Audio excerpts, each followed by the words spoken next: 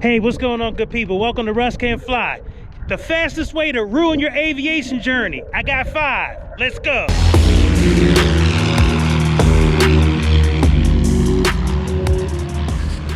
Okay, so every now and then something will pop up and people ask me like different questions. And one of the questions I got, which is really interesting, is, well, you talk about all the positive things about the aviation journey. What are ways to kind of ruin it?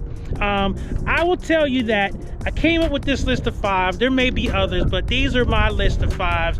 These are the fastest way to ruin your aviation journey, starting with number 1. Now, this first one may seem like simplistic and sophomoric and all that kind of stuff, but it really is true. The first way to ruin your aviation journey is to quit. Now, I did a video talking about student pilots not quitting. That's down in the comments if you're interested in watching that. My suggestion is that you do not quit. Yes, it's going to be hard. Yes, you may even have to take a hiatus. Yes, it's pricey. Yes, there's problems with plane availability. So yeah, there's all kinds of barriers. I think the ceiling today is like 3,500 broken, something like that. And so yes, there are all types of barriers, money and time and maintenance on the aircraft and CFI availability, all of that good stuff. And of course, money, and money. Yes, I get it, but don't quit. Quitting is the fastest way to ruin your aviation dreams. And if you've gotten started, even if you have just 2 hours, figure out how to hang in there. Get on like a simulator or whatever, but don't completely back away from your aviation journey. Remember, this thing came at you for some reason, and as far as I know, I've been absolutely frustrated with parts of this aviation journey. Believe me, I get it. But what I'm going to tell you is, do not quit, because quitting, that's it. If you quit, you're done. The aviation journey is kaput. So, that it goes without saying that that's the bottom line. You quit, you're done. Number 2, comparing your journey to others. Oh, that is a killer. Now, you hear all the time about people who they've done their aviation journeys, they've gotten their private pilot's license in 5 hours, they've gotten their instrument rating in 2 hours, they became a CFI in 0.5 hours, and within 50 hours, they're captain of a 787 Dreamliner. Okay, that's a little bit extreme, but you get my point. Yes, there are gonna be some people who are going to get through all of this really quickly. And in fact, I'm here at Wings Field. One of the things that they do here at Fly Gateway, they do this accelerated program. Now, I don't know anything about it, but I think pretty soon it's gonna be kicking back up where they call it 0 to hero, which I don't know whatever that means. You get your pilot's license, that's you're a hero regardless of how long it took you to go from 0 to hero. But at any rate, they take you from 0 to hero, which I guess is like commercial or something like that. But yeah, there's people who do it much faster, definitely have done it much faster than I have. But speed at which you get this done is not what's important. And what you're flying, some people get really subconscious about. They're not flying the most fancy aircraft like some of these Cirrus SR-22s or the brand new Piper 181s that some of these schools have.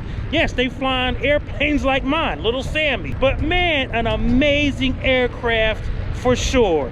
He gets the job done. And so I'm not worried about what anybody thinks about my journey or the airplanes that I'm flying or how long it's taken me, or that I've been talking about this instrument rating for a year now, but I'm going to be getting it in 2024. But you know what I'm saying.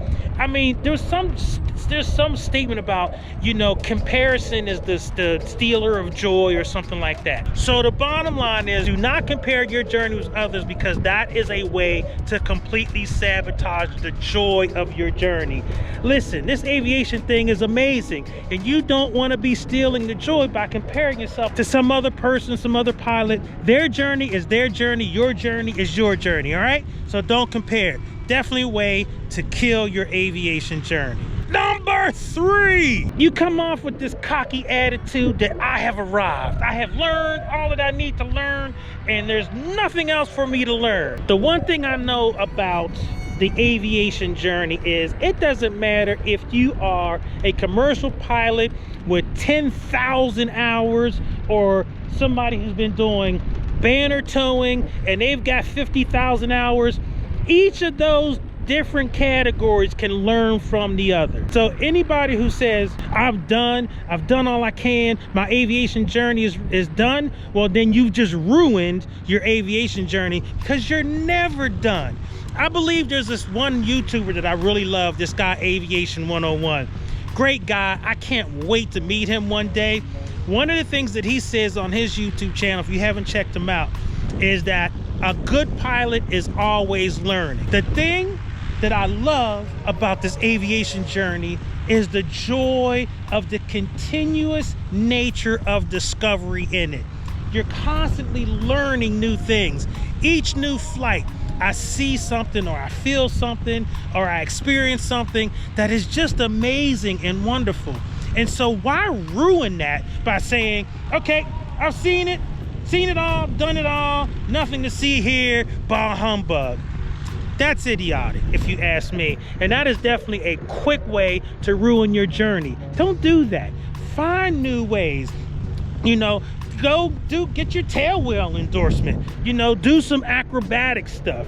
Lately I had a chance to, you know, fly in a complex aircraft with a very, very young pilot, but he was an amazing pilot and it was great. And so that's why my aviation journey is always going to be ever fresh and always going to be wonderful, because there is always something to discover. So don't think that you've arrived. Don't think that there's nothing else to learn. Challenge yourself, reach out, and you'll find some other challenges that I'm sure you will definitely enjoy. All right, number 4, failing to commit. Okay, now this one is a little bit more complex because it's not quite a quit, and it's not quite the cocky of number 3.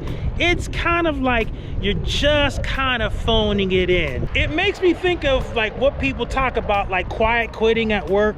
When I think about that, what that reminds me of is like people who are just kind of going through the motions, really just kind of phoning it in, not really committing themselves fully to the task. They're just kind of passively, you know, engaged in the activity. They get into the aircraft, they're really not engaged with their flight instructor. They're not, you know, really honing in on any of the skills. They're not doing any of their groundwork at home and really, you know, really, like I said, committing to the process. I guarantee you want to ruin your aviation journey, don't commit. Just phone it in. You'll be flapping in the breeze, no pun intended, for years to come. And listen, you can't fault any flight school by saying, oh, they took my money, I ain't even getting it. Well, because they taking your money because you're throwing it at them. Listen, you throw money at me, I'm gonna take it too. It's gonna go right in my pocket. I'm gonna try to get one of these airplanes under my own ownership. So I take it too. But really the person that you'd have to ask is, you know, why is my aviation journey being ruined? You just look in the mirror. It's you. You're not committing. And so really the antidote to that is just commit. I mean, yes, it takes time. And yes, it's frustrating, especially the ground school stuff, especially this instrument rating stuff is just bananas. But if you commit, you will make this happen. Remember, this is an awesome undertaking. This is a special kind of club that you can belong to, but you have to commit to it. You can't just phone it in.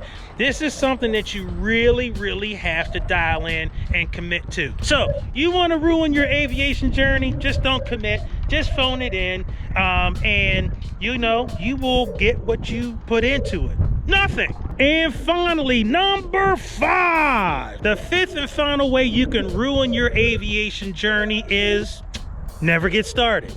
Again, I know, sounds sophomoric and simplistic and all that kind of stuff, but it really is that simple. The one thing I've learned about aviation and aviation journeys and why some people get over the finish line and why others don't, it's usually pretty simple. Now, yes, there's some people who, there's some medical stuff that comes up. There's definitely life changes and financial considerations that come up. Life changes in terms of relationships and all that kind of stuff. Can't get into all of that. I'll leave that to Oprah and Dr. Phil. But I will say is this. You can't say that I didn't become a private pilot because of anything if you never get started. So if you have the slightest inkling, come to a flight school. Have a conversation with the people in the flight school, the chief pilot or any of the other CFIs around.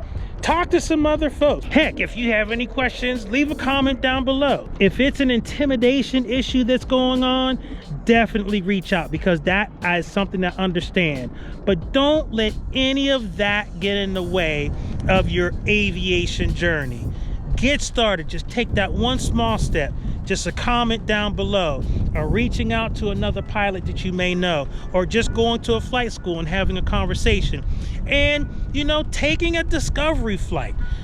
The bottom line is, your aviation journey isn't ruined if it isn't for you. You may take a discovery flight and say to yourself, no, not interested. I mean, and that I understand.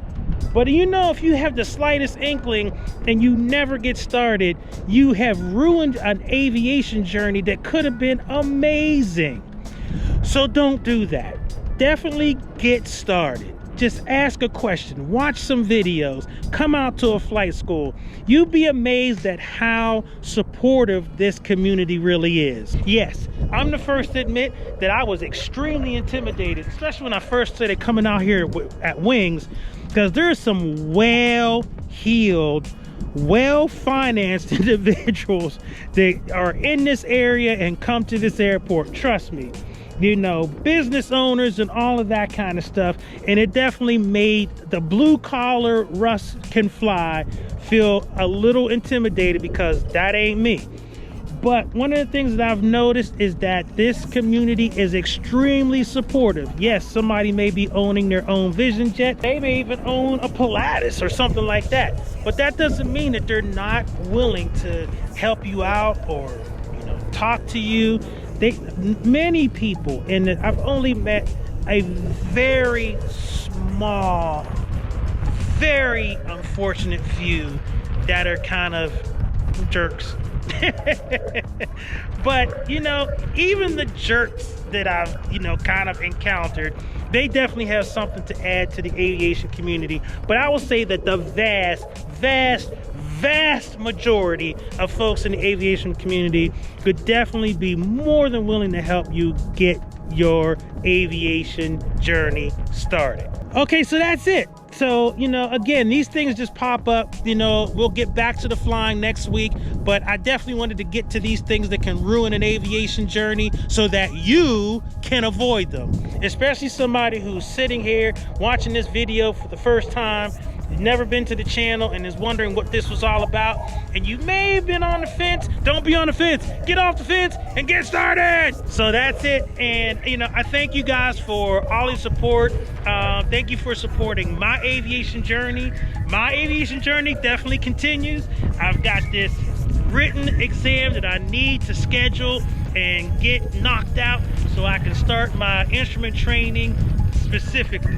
All right, so it is a little cold out here. My hands are freezing. So I'm gonna go ahead and end this video. Thank you for watching. Thank you for your support. Russ Kid, Russ Can Fly, I'm out. Peace.